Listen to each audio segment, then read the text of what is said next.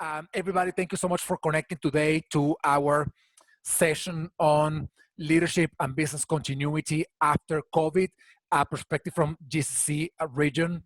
So it is great to have you again. And if you can please let us know in the LinkedIn live chat where you are connecting from. It's going to be great to know where everybody's from. If you have any questions throughout the session, please feel free to post the questions. Sometimes it can get a little tricky and overwhelming, all the comments and all the things going on, that I may not have the opportunity to read them all, but I am going to be monitoring the LinkedIn Live. So what a privilege to have Professor Chris and Dr. Anna with us today to talk about this very, very, very important topic about leadership and business continuity post-COVID. Anna, I'm going to let you introduce yourself first. Okay, thank you so much. So ladies first, right? Yeah, thank you so much for that one, Enrique. I'm Dr. Anna Tarabasz. I'm an assistant professor at the Jain School of Global Management, and I'm specialist in digital marketing and e-commerce. And I teach marketing-related subjects. And at the same time, I hold the position of deputy director of the internship at our university. And same like Prof. Chris, we both are located in the Dubai campus out of 4 that we are having. Awesome. Thank you, Anna, and welcome. Thank you for joining. Chris, how are you? I'm fine, thank you. It's good morning to you. I presume you're in the US and it's good evening to us. Yeah. Yes, and I'm Professor Christopher Abraham. I am the CEO and head of campus of SP Jain School of Global Management, which for those of you who may not know is a top 5 ranked business school in the Times Higher Education and Wall Street Journal. We're also ranked among the top 100 in the Financial Times and in Forbes and in The Economist. So it's a top ranked business school with campuses in Dubai, Singapore, Sydney, and Mumbai. Both Professor Anna and myself are from the Dubai campus. The background, the wallpaper that you see behind Dr. Anna is the Dubai campus. And I was trying to get the same virtual background, but didn't succeed. So what I have is my books at the back. Thank you, Enrique, for organizing this lovely conversation. Good to go. Absolutely. Well, it's a privilege and a pleasure to have you with me in this conversation. And, the one thing that I want to say to begin with is, kudos to the idea of utilizing technology to do all that we're doing right now. I mean, you are in Dubai. I am in a small town called Flagstaff in Arizona in the United States. And we're connected here. I mean, you are so far away geographically wise, but so close, virtually, that we can do this. And the encouragement to those who are watching live now is that there are really no barriers anymore to connect with people. I mean, you can connect with anybody, anywhere in the world, just utilizing technology. So this is very powerful. Yes, we can hear you, Chris. Yes, okay, yes. Yeah. So I'm gonna just, dive right into the topic of leadership and business continuity post-COVID. The first question that I wanna ask you is, what do you think will be different from the perspective of organizational leadership after COVID as compared to the way it was before COVID? So what do you think will be different in the way leaders lead their organizations, in the way maybe schools teach leadership? What do you think will be different compared to before? From my perspective, everything. Because conditions change, the environment change, people are changing, because we should not only consider leaders and the leadership, but those who are led. And everything changed in the glimpse of an eye. I think that 3 months ago, nobody could even suspect that there will be a factor that will impact literally everybody, and everybody will be impacted, and everything will be changed. So I think that nothing as it was before COVID will be exactly the same after COVID. I think that everything will change, from people, processes, procedures, the way people think, the way people interact with one another. So that's why the leadership cannot remain the same. That is fantastic. Chris, do you want to add anything to that? I think Chris is frozen in there. Yeah, it seems so. Chris, can you hear us? Yes, very much. Yeah, all right. Sorry, internet had a little challenge. That's okay. Don't worry about that. So, Chris, what do you think is going to change in leadership after COVID compared to what it was before COVID? And when I say leadership, I mean not only the way leaders do their work as leaders, but also the way we teach leadership in schools, the way we understand the role of leaders in the new reality of work and life that we're going to have after COVID. What do you think will be different? Sure. Let me bring in the neuroscience and biology perspective and the behavioral perspective linked to it. Now, our behaviors are influenced by the environment. So whatever happens in the external environment has an impact in the way we think, in the way we feel, and in the way we act. So think, feel, do, or think, feel, act. So in the last 3 months, what has hit us? I'm using a very powerful word. It's hit the entire globe, and which was nothing short of a global catastrophe, has completely changed the way we think, the way we feel, and the way we act. Now, let me go back to biology. Biologically, each one of us are endowed with a remarkable brain system, which during times of challenges like this, perplexing, confusing situations like this, reacts on what we call the survival mode. The ancient reptilian brain, along with the mammalian emotional brain, take over. And that's probably the reason why you see a lot of leadership, which is knee-jerk reactions that have no meaning. You're saying, this guy was a smart guy. Why is he doing these rather dumb things? That's because the survival mode has taken over, and the immediate reaction. If you look at this is a very interesting case study by itself.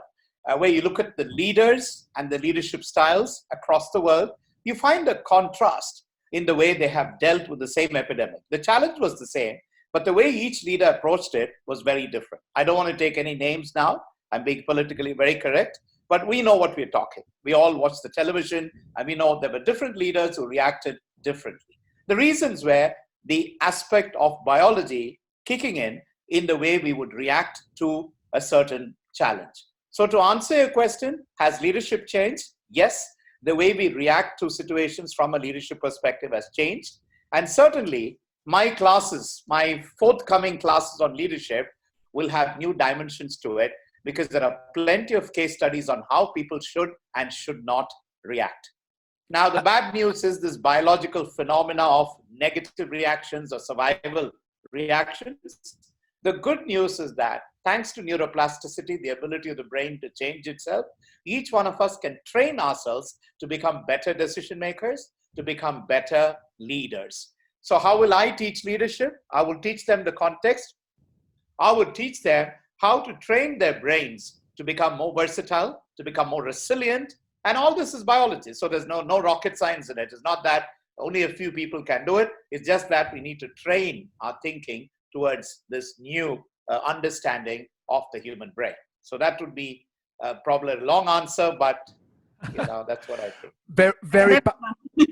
Both answers very powerful, and I have of course a few questions about that. But before getting there, once again, I want to welcome our audience connected from all over the world. Please, if you haven't let us know yet where you are connecting from, please do so on the LinkedIn live chat.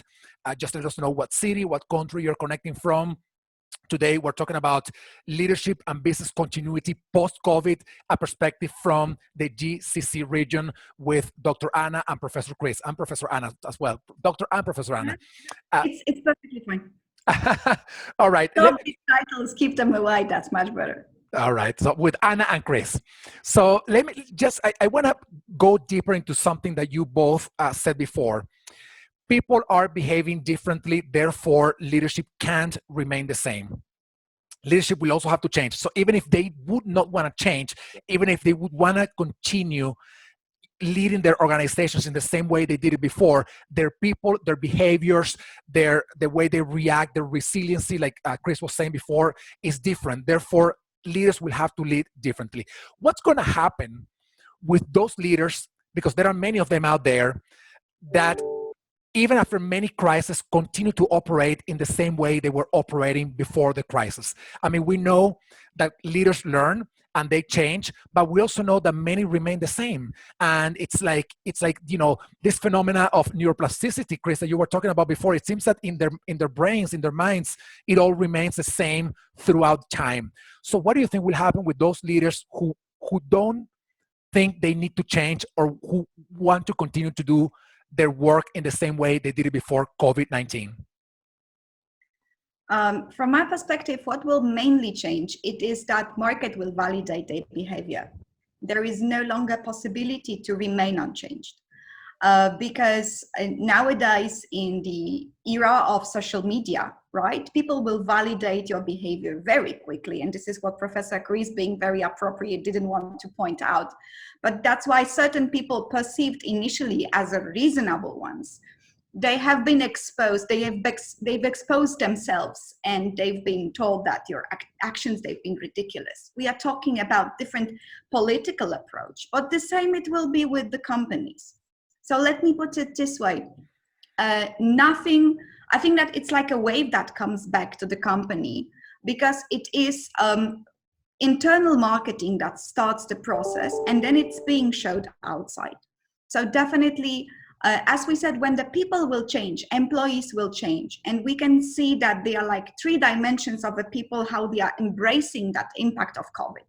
First, it is that panic approach, which is like, I need to gather everything, I need to do compulsive shopping, and I am stocking, like toilet paper and pulses and all these things in a can that will allow me to survive the atomic bomb, attack. Then people start to be a little bit more rational, and they perceive it from such a perspective that it's not that bad, I can survive. Maybe I cannot drive yet, but I'm pretty safe. So they start stabilizing in this one. And this is the moment when they start connecting with the inner self. Then it's the third option, when people start to get the most and the best out of them during this pandemic, right? So I hope that everybody will understand that this overconsumption, it's not a must, that certain things that we've been doing are completely irrational and we can avoid it, right? And at the same time, more people will go to phase 2 and hopefully 3, right? This is already happening, that society giving back to one another, people being more compassionate, people being, let's say, more open to the problems of other human beings, the people noticing one another, people cherishing the moments, and people who have realized that we cannot take everything for granted. This cannot be forgotten. Therefore, the leadership must follow. Those people who will not behave in a more compassionate manner, in becoming the true leaders, as well emotional, spiritual, will be on the loss, because companies and customers will set them aside. That's why I think this is the example why so many companies are following the social distancing, for example, in redesigning their logos, right? This is one of the hints what is happening. Yeah. No, that's powerful. And, together with that, actually, this idea of leadership changing, one thing you said before that we will not forget, because, we are now in a time where we can see who is doing what, because they can't hide themselves anymore. I mean, social media brings everything to light, but also organizations that are doing the right thing. I'm sure that there are stories about that in every single country, but here in the United States, there are many companies doing the right thing, and there are others. I just found out about a company. It was like a couple of days ago. They fired 400 employees, which is a third of their workforce. They fired them in a 2-minute Zoom call. They took 2 minutes to fire 400 people. We will remember that company, and we will remember the leaders who did a bad job, by being inhuman with the people that are going through so much pain right now. So, Chris, do you want to add anything to that? Yeah, see, let me bring in a very simple but very interesting model from another dimension, but it's extremely powerful and contextual. We probably may not have heard about this amazing researcher called Elizabeth Kubler-Ross, because Elizabeth Kubler-Ross did her entire spent her entire lifetime researching grief and death. And, today, whatever she has done and spoken and written and researched makes so much of sense. I'll just quickly introduce you to her powerful 5 stages of grief. And I will add a 6th dimension, which was one of her very ardent students, a gentleman called David Kessler. Some of you may be familiar. So Kubler's 5 stages of grief starts with denial. So leaders in denial mode, okay, something has hit me. I don't think it's going to hit my company. It's not going to hit my family. It's not going to hit my country. That's denial. Then when it hits you, the 2nd stage is anger. Oh my God, what did I do to get hit like this? And you start reflecting, there's anger. Then there's bargaining. The bargaining is probably with God Almighty if you're spiritual. The bargaining is with the powers that be, the stakeholders. And if you're successful, then yes. If not, you get into depression. Now, I think the 5th and 6th stages are extremely critical. After denial, anger, bargaining, and depression, the final stage, according to Elizabeth Kubler-Ross, is acceptance. The acceptance of the new norm. Now, many of us, if you have gone through a family tragedy, know what this is. We have missed a loved one, somebody has passed away. We go through these stages and finally we accept, we go back to a normalcy, acceptance. But David goes on to talk about something else. He says, can we find new meaning in this whole experience? And I think that is extremely critical in the current context. So yes, COVID-19 has hit us all badly. Leaders' behaviors are going left, right, and center. It's unpredictable. It's vulnerable. People are not able to understand what's happening. How do I change? And as Anna said, well, there are different ways to react to it, and people are reacting. But when we go through this and finally accept, yes, this is a new norm, how do I react? Then, as let's say, emancipated leader, can I find meaning in what I do now? Which will be the antithesis of the example you gave me, a rather disturbing example of 400 people being fired over a telephone call. I mean, we would definitely, if there is a decision to do that, there's a much more dignified, gracious, compassionate manner to do it, rather than do it the way, you described it. The people remember that for the rest of their lives for all the wrong reasons. So I think finding meaning in that new paradigm of leadership would probably be an extremely critical component in these challenging times. That's what I would say. Such a powerful conversation. I'm taking so many notes about things that I want to ask you. I'm going through the chat as well. I always reflect about these things when I'm a history junkie. I like to go back in history all the time and read about things that happened, throughout history. One of the parts in history that has always caught my attention is all that happened around the Second World War. And, in many countries around the world, we see the resurgence of, hate, discrimination, and, many other, hateful things happening that happened before. And that was horrifying, what happened 70, 80 years ago. So the question is, can we really learn out of this experience of COVID to make a sustainable long-term change? And is what is happening enough, so to speak? Are we hitting rock bottom, to say, hey, look what's going on right now. We can't continue to do the things in the same way we were doing them before. Because my concern is that in 10 years from now, we will forget. And when somebody talks to, your children, maybe they are 10 years old today and they will be 20 in 10 years. And you tell them guys, 10 years ago, the entire world came to a halt because of what was happening with coronavirus. And they will say I don't believe in that. I think you're exaggerating. Like some people say today about Second World War or other things that have happened in history. So do you think that what's happening today will really, really, really change people going forward? And if the answer is not, what can we send as messages to say, we got to change, we got to do things differently? Anna? Okay, so we try to avoid the political perspective, but it's a perspective that I can't avoid, which is religious perspective. And we've just observing, some of us, we've been just observing Easter, okay?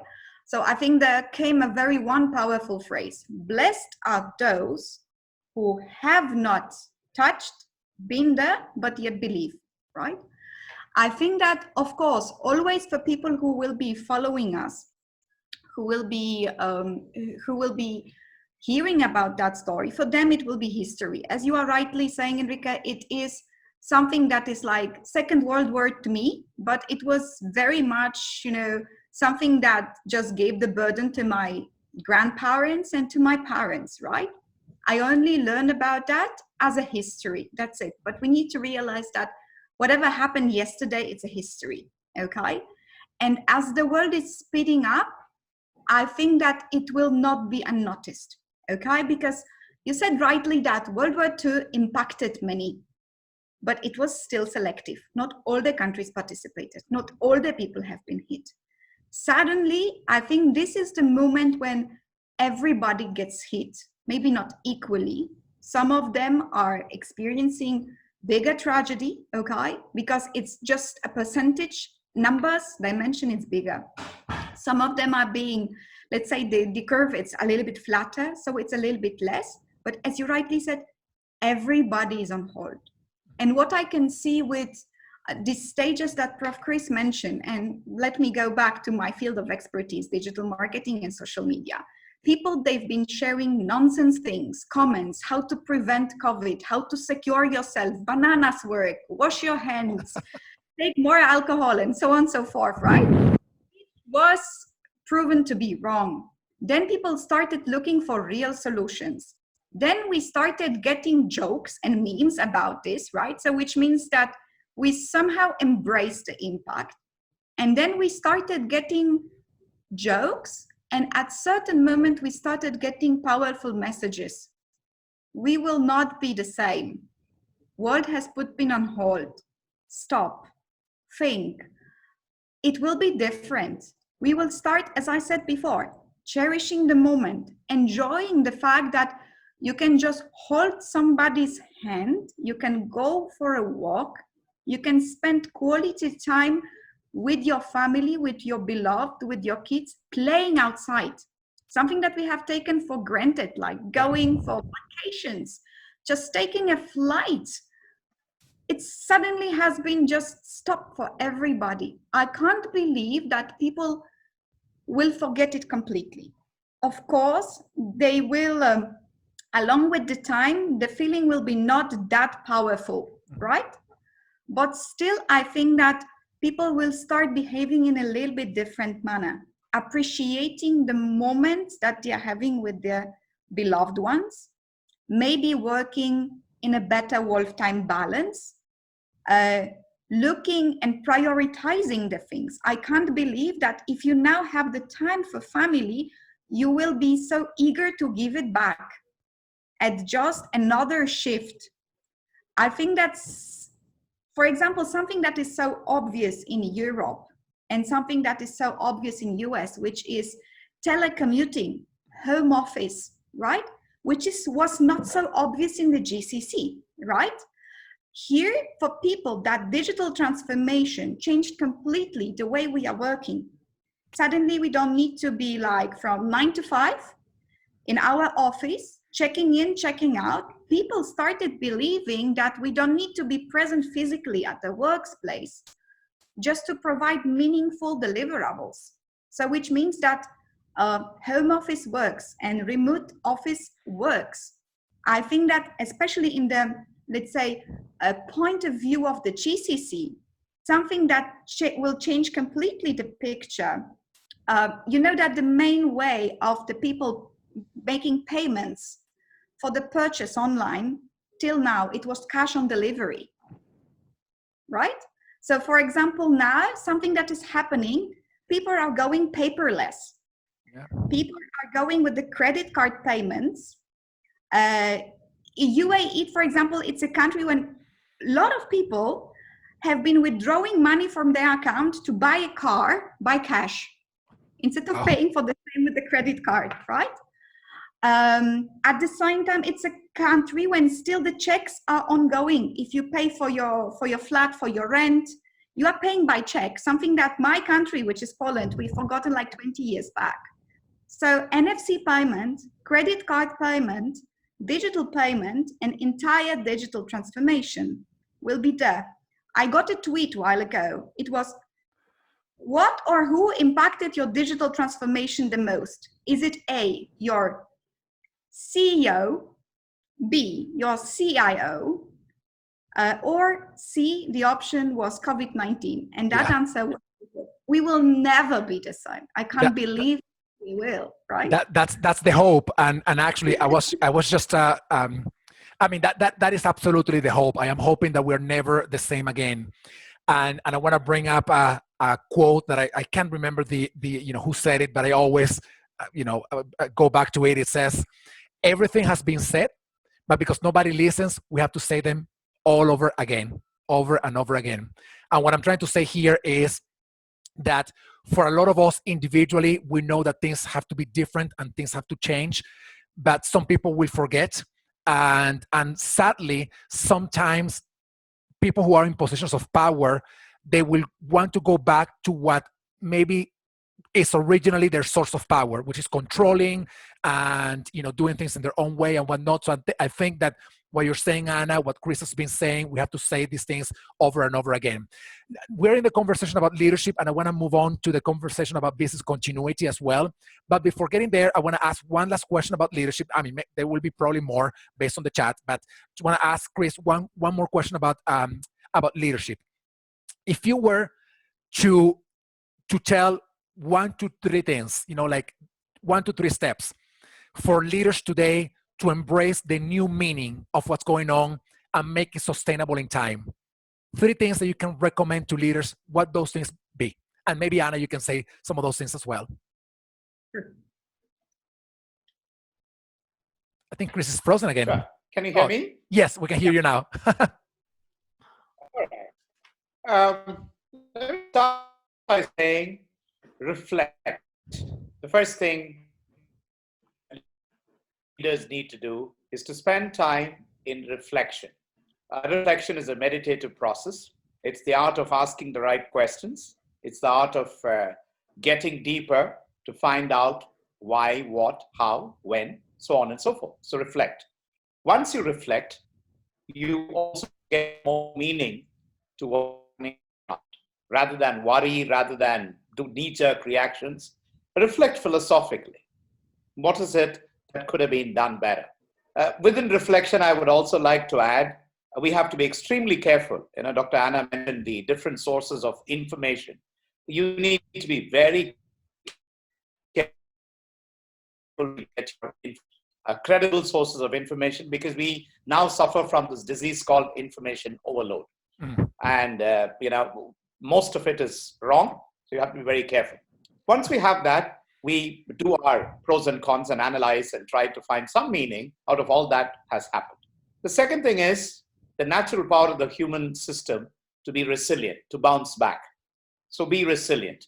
First reflect, then be resilient. So you have the ability to bounce back rather than completely get anxious and paranoid about things that we can't control. It might be a better idea to reflect, take a pause, and start investing in our own, futures. Many of them have taken a fatalistic attitude. Oh, we don't know what's going to happen. What's the big deal in planning? What's the big deal in thinking about the future, so on and so forth. But that, I think, is a very paranoid reaction. Rather than that, I think a more sensible thing to do would be to be resilient, to start reflecting on how we can plan for the future, see how we can use these tech. I mean, as a business school, we are now seriously, we already were into these kind of cutting edge technologies, but now we are saying how much more can we invest on this? How much more can we use these technologies to actually reach out to much larger constituents across the globe? So looking at the challenge as an opportunity and trying to convert that, I think is a matter of perspective again. For all the listeners or viewers who are watching this, it's a question of perspectives. When every day the media influences us with numbers of people getting affected by coronavirus, number of people who are dying, so on and so forth, nobody seems to have it in the right perspective. What do I mean by this? There are many more people dying. And yesterday I actually downloaded a very interesting statistic from the Brooklands Foundation, okay? And that one talks about various other things that people fall a prey or die, for example. And I'm just going to quickly run through, stroke, heart diseases, lung cancer, dementias, liver cancer, stomach cancer, hypertension, heart diseases, road injuries, esophageal cancers, okay? From January 1st, 2020 to April 1st, 2020, which is 3 months, there are many more people who die on all these items than COVID-19. Mm-hmm. And, if I can share the screen with you, or you can check it out on Brooklyn, Old World Data Lab, which Brookings has actually taken as a source, you find that COVID is somewhere, invisible. It's not even a number worth talking. But the human brain, unfortunately, reacts to the wrong kind of information. And as a result, we get paranoid and we do the wrong knee-jerk reactions. I'm not saying COVID is not a threat. We need to be prepared. We need to, prevent if possible. We need to look at all the possibilities, all that. But don't cow down to just what the media tells you. And if you carefully observe, most times the media doesn't even report the number of recoveries. Yep. Because the recoveries, interestingly, are much larger than the number of people who die. But they don't, because they know that negative information has a tremendous influence on the human brain. So there's I would say, a vicious, concerted effort towards messing up our thinking systems. So first is reflect, second is be resilient, and the third thing I would say is reset. And reset, by which I mean, you need to now look at things from a different perspective. The way we travel, the way we work, the way we decide, the way we manage our teams, the way we manage our money. Professor Anna shared a number of examples of how our behaviors are changing with the new normal. So reset, reflect, resilient, and reset would be 3 things. I actually have 8 re's, but since you asked for 3, I confined it to 3. Otherwise, I have a whole presentation on this. Yes. Those 3 R's are great. Yes. Great. Anna, do you want to add your 3 things that leaders need to do going forward to embrace what Chris was talking about before, about this new meaning in what's going on? Let me build on the last one. After resetting, we should have that, let us go to this neuroplasticity, positive attitude. I think that what we are missing now, is everybody is always looking at the same glass. But you can be either a pessimist or optimist. Exactly. I am the one that is saying, look, the glass half full than half empty, right? The amount of water, it's always the same, but it's only just your spirit, right? Which means, yes, I can. And after this resetting, the positivity, it is what sets your mindset right. We need to understand, and when I, for example, Prof, you can name these brands because I don't want to be mistaken. One of your very powerful presentations that I have attended, you are asking the students what it's common among these big brands that you are showing on the slide. Do you want the names? I can tell you. Yeah, please go ahead, and then I will say what is in common. General Electric, Hewlett-Packard, Amazon, eBay, Google, Microsoft, Burger King, MTV, CNN, AirAsia. I have a larger list, but I can just recall these. Yeah. What's common? One common thing among all these companies? And the answer is very simple. The answer is? All of businesses, they've been set up in the times of crisis. Exactly. This is what they have all in common, right? How it happens, and this is, after talking about the leadership, we can just start to shift towards the other thing, which is like reimagining the business. It is that they reinvented their business models, or they proposed new business models, right? And this is about what the leaders need to do and what the companies need to do to embrace the impact that is coming. We will not be the same. World will not be the same. Your competitors will not be the same. Why then your company needs to be the same? Redesign, reinvent, rewire yourself just to embrace the new normal, because it will be normal. You can't avoid it, right? Yeah, absolutely. I mean, if you do, you probably will go out of business or won't be relevant anymore. Successful ones, right? Yeah. So let me turn over the conversation a little bit in the few minutes that we have left today to business continuity. But before getting there, once again, I want to thank you both, Anna, Chris, for being here with me today. I want to thank everybody in the chat. I know there's a lot of stuff going on in there, and I think I'm gonna miss some of the questions because there's a lot of interaction in there. But let me go to the topic. Leadership is important. Business continuity is too. In 1918 we had the Spanish flu. In 2002 we had MERS and SARS. Then in 2009 we had the swine flu. Then in 2014 we had the Ebola breakout. So we've gone through crisis. I mean, probably not in the same sort of scale that we're going through right now with the coronavirus, but there's always something to learn out of those crises. However, one thing that's being shocking to me is the fact that there are things that we have been talking about for so long and so many companies were caught off guard. And let me talk about one of them, which is the most evident one, remote work. This is not a new concept. I think ever since we created the first conference call, probably 25 years ago, somebody was already talking about remote work. So this is not something new, but many companies did not embrace this as a possibility to, in their ways of working. And I'm going to connect that with the fact that we've been saying these things. We have gone through other crises before. So how do we ensure that we are ready for things that we know are going to happen, only that we don't know when they're going to happen? I remember in 2015, President Obama said, back then, we're talking about 5 years ago, he said, another pandemic will hit the world. We don't know when it's going to be, and we got to get ready for that. And now this is 2020, and we all know, I mean, the people who believe in science and facts, we all know that another pandemic will hit the world after coronavirus. Will it be 2 years from now? Will it be 5 years from now? We don't know. But how do we ensure that our organizations are ready for these kinds of crises going forward?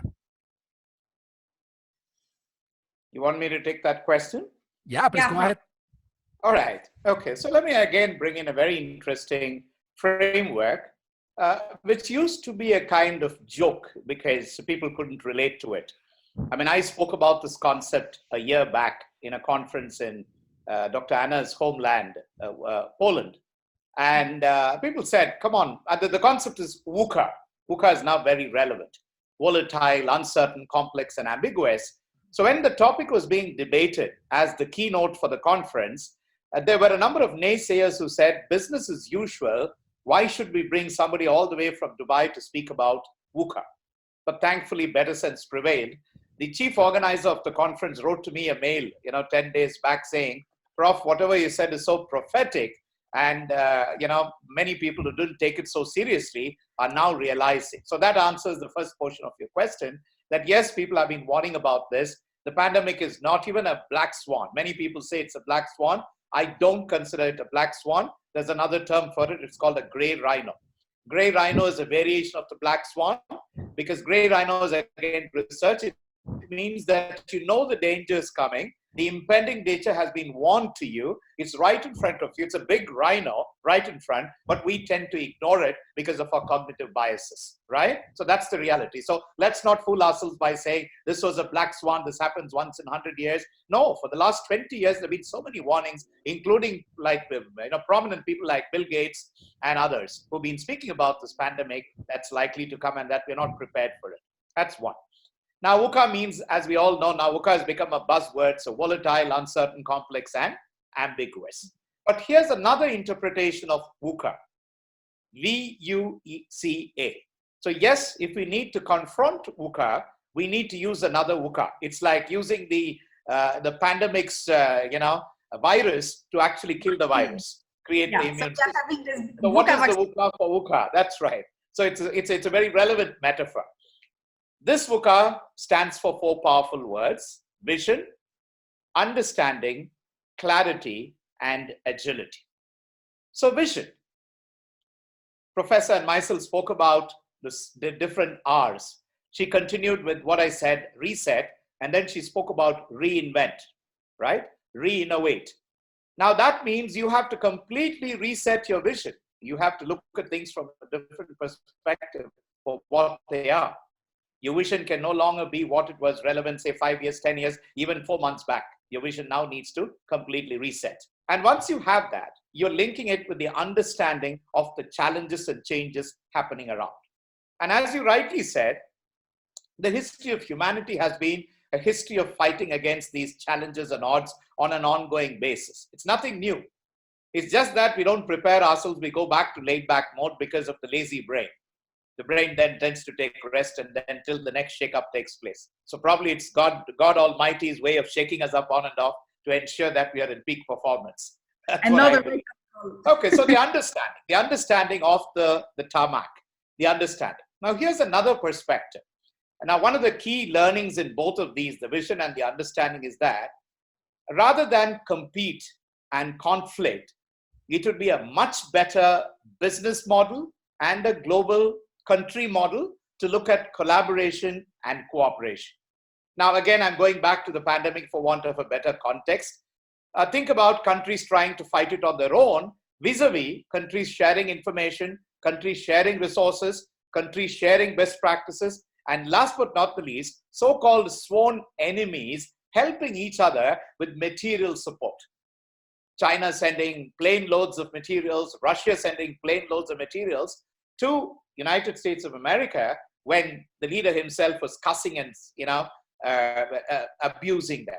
So I think that's where the world needs to learn its lessons together with the power of love. Scriptures have been talking about this for centuries. Love is the most powerful element in the entire universe. So if we start loving each other, if we start caring for each other, if we start showing compassion to each other, our understanding of humanity becomes better. Together, we can fight the pandemic. Together, we can fight future challenges. And I think we need to move to a new philosophic normal where the power of collaboration, and there's plenty of scientific evidence, that's the best part. The power of collaboration and cooperation, anthropological studies and computational biology studies tell us that as a species together, we can create a much better world for all of us rather than fight with each other with narrow parochial and belief systems. So vision, understanding. The third thing is the clarity. So once I have a right vision and the right understanding, my clarity in terms of the direction I have to take, the partnerships I have to forge, rather than fight with each other and compete, I collaborate and cooperate. And the fourth one is equally important, which is agility. And agility is the speed at which I can react to the new norm. So I think VUCA, yes, but VUCA can be countered by the other antivirus venom, venom called vision, understanding, clarity, and agility. The other VUCA. That's yes. Powerful. And one thing that I have been talking about for quite some time now is the need for humanity to unleash radical innovation in the world to solve the very, very complex challenges that we're all dealing with. And I said all this before coronavirus, by the way, because I was talking more about the issue of climate change in the world. And to me, unleashing radical innovation relies on the cornerstone of global collaboration. It is just mind-blowing to me that nobody has yet put the researchers team together in one room, like the ones from China, from Germany, from the US, from Dubai, from all the countries, and say, you guys get together because otherwise we're all going to suffer, and you have the opportunity. Here's all the money you need to do this. And that's the way to solve complex problems by bringing people together. We only have a couple of minutes left. Anna, do you want to add anything to that? No, I think that the concept of VUCA, I was thinking just to use the same, but Professor did it absolutely brilliantly. I think that what we need to understand in this concept is that we need a spirit of positivity. What doesn't kill us makes us stronger, right? And let me give an example from biology perspective, okay? A lobster, okay? It needs to change its shell every so often because the previous one, it becomes too small for him, right? When he drops it, what happens? He becomes vulnerable, right? So we are exactly at that moment. But under this standard shell, okay, that he becomes so uncomfortable, okay, when he drops it, okay, then there is another shell that is still soft. So he needs to hide himself, right? Just to insecurity, okay, just allow that new shell to become stronger, right? But this is much more spacious. So he can, let's say, grow and grow and grow. And we can see multiple examples in an animal world utilizing the same pattern. So coming back to what I said, to square one, what does not kill us makes us stronger. It is that complex of agility, right? It is that we need to embrace what is the new norm and start acting accordingly, right? So as you rightly says, this telecommuting, home office, that was the concept before, now will become the new norm. I think that plenty of companies have understood that, for example, we can really allow people to work remotely and it does not impact the quality and the performance of the employees. When people will be less stressed, and for example, something that is happening in Scandinavian countries or in France that happened, decreasing the amount of work that you need to spend working, right? Decreasing to 36 hours per week or decreasing to 4 working days a week, suddenly it increased the productivity of the companies, right? So I think that that will be the easiest way how company will perceive that we can increase the productivity at no cost and at the same time increasing the work-life balance of our employees. So I think that this is something that will remain unchanged and people will try to protect it at every possible manner, right? But, of course, as I said before, the learnings that Professor Chris wanted to show with that VUCA vaccine that we have discussed, I think this is something that is a bigger and more theoretical scope, but that is what is having the bigger picture of what we have been discussing. That is fantastic and a great note to close our conversation. And just before letting everybody go, I just wanted to, bring back a few of the things that you mentioned during the conversation today. Leadership will not be the same, and if it remains the same, it will fail and it will bring down their organizations with them. So things will have to change because everything has changed. People are behaving differently, and therefore leadership has to be different. We also talk a little bit about, things that we need to keep in mind, going forward.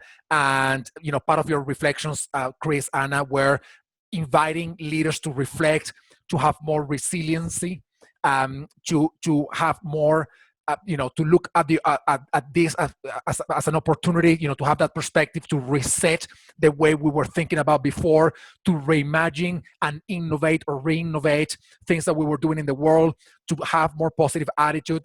And finally, we talked a little bit about the VUCA, the traditional VUCA that we know: volatility, uncertainty, complexity, and ambiguity. And we're transforming that into the VUCA vaccine, which is vision, understanding, clarity, and agility. So I think we all have a lot of great things to think about after this conversation. Thank you, everybody connected on the call. I think we're going to have to do this again because there are so many things that are still to be discussed. So I'm hoping that I can have you, Anna and Chris, for another conversation in the near future, because I think the world is changing so fast now that in a month from now we may have different ideas about things. So thank you, Anna, and thank you, Chris. Thanks, Enrique. Thank you very much. It was lovely participating, and I wish and pray that we look at this as a learning experience, rather than look at this as, as a negative scenario. Look at it more from a perspective of learning from this and looking at this as an opportunity than a challenge. So together as humanity, using the power of love and collaboration, I think we can build a better world post-COVID. I pray for that, and I knock on wood for that to happen, so that we have a new, better world for everybody and not just for a few. Absolutely. Thank you, everybody. Yes. And if I could add to that one, yeah. I hope it will be our pleasure, of course, to participate in that discussion, really post-COVID. That's one thing. As you are saying, what I would like to wish to everybody, you are saying like maybe in a month's time, so that maybe in a month's time, the curfew will be over, the lockdown will be over, and we could embrace that positive approach, right? And we could reimagine the world post-COVID. So let it be, right? Absolutely. Well, thank you so much. And thank you, everybody connected on the LinkedIn Live.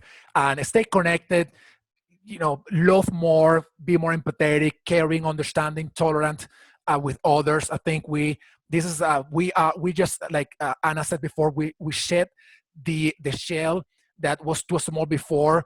And now we are, somewhat exposed. But this new shell that we need to build has to be built with love. And because, we have so many troubles in the world right now, right? And why create more if instead we can just rely on love to bring everybody together and do things better for everybody else. So thank you so much, everybody. Stay tuned for all the things that we are going to continue to bring to you via Hacking HR. Thank you.